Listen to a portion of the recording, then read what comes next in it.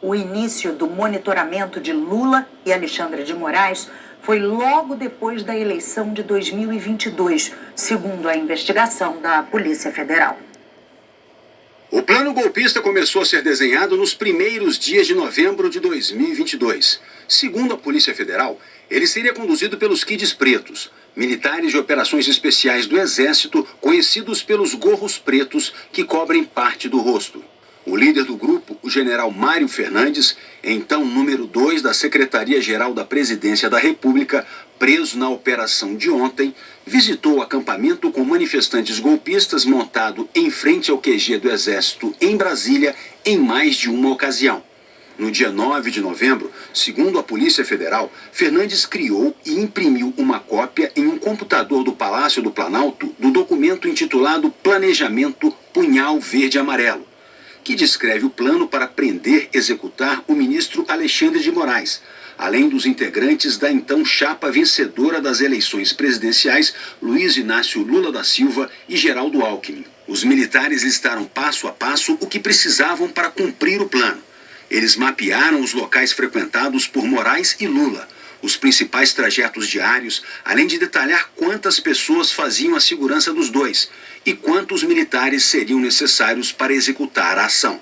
Também listaram as armas que seriam usadas. De acordo com a PF, o general Mário Fernandes levou uma cópia do documento até o Palácio da Alvorada, onde estava Jair Bolsonaro.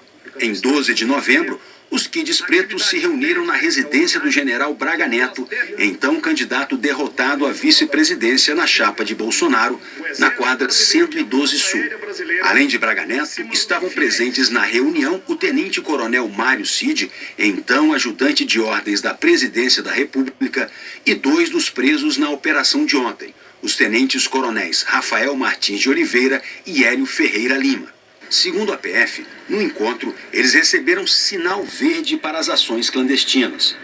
Do dia 21 ao 23 de novembro, os 2 militares foram a campo e colocaram em prática os atos de monitoramento do ministro Alexandre de Moraes para cumprimento de uma eventual ordem de prisão a ser desencadeada por Bolsonaro, segundo a PF.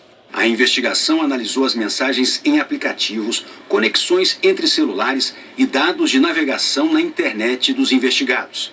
Segundo a PF, os conspiradores queriam evitar os mesmos erros cometidos pelos assassinos da vereadora Marielle Franco.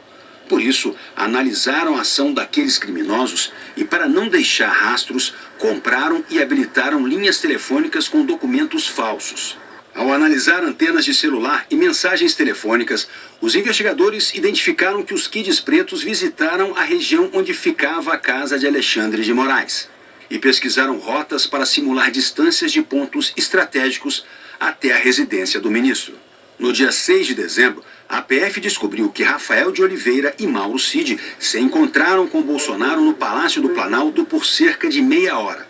Nesse dia, o general Mário Fernandes estava no Planalto e imprimiu mais uma vez o planejamento operacional Punhal Verde-Amarelo. Um dia depois, segundo as investigações, Bolsonaro recebeu os comandantes das Forças Armadas no Palácio da Alvorada. Em depoimento, o então comandante do Exército, general Freire Gomes, disse que naquele dia Bolsonaro apresentou uma minuta de decreto que previa um estado de sítio. O relatório de investigação aponta que as linhas telefônicas usadas para combinar a operação para capturar o ministro Alexandre de Moraes foram ativadas no dia 8 de dezembro. Sofrendo com gás, o general Mário Fernandes disse a Mauro Cid ter conversado pessoalmente com Bolsonaro. No dia 10 de dezembro, 2 dias antes da diplomação de Lula no Tribunal Superior Eleitoral, a PF afirma que uma troca de mensagens entre Cid e o então assessor da presidência, Marcelo Câmara, reforça o monitoramento de Lula e Moraes. Estarão na portaria.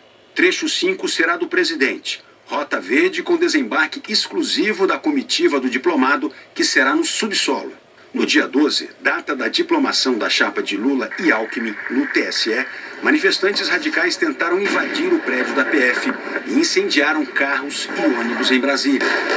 Um dia depois, um dos militares presos ontem chegou a Brasília, onde, segundo os investigadores, se deslocou por locais de interesse da ação, incluindo a residência funcional do ministro Alexandre de Moraes.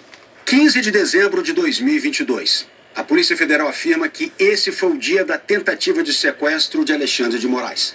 A ação foi batizada pelos conspiradores de Copa 2022.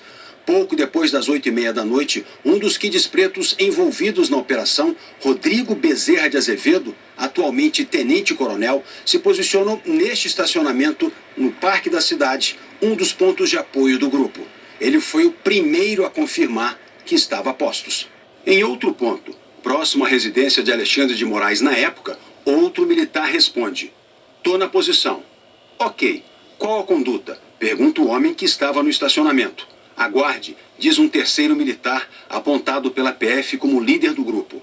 24 minutos depois, um quarto integrante manda uma mensagem: "Tô perto da posição.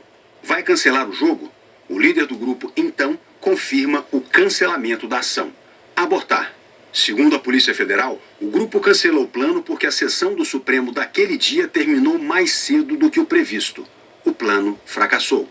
Mas ao finalizar o relatório, a PF afirma que a organização criminosa tentou criar um ambiente propício para o golpe de Estado e que os fatos investigados levaram ao florescimento de um radicalismo que culminou nos atos do dia 8 de janeiro de 2023, quando manifestantes radicais invadiram e depredaram as sedes dos três poderes.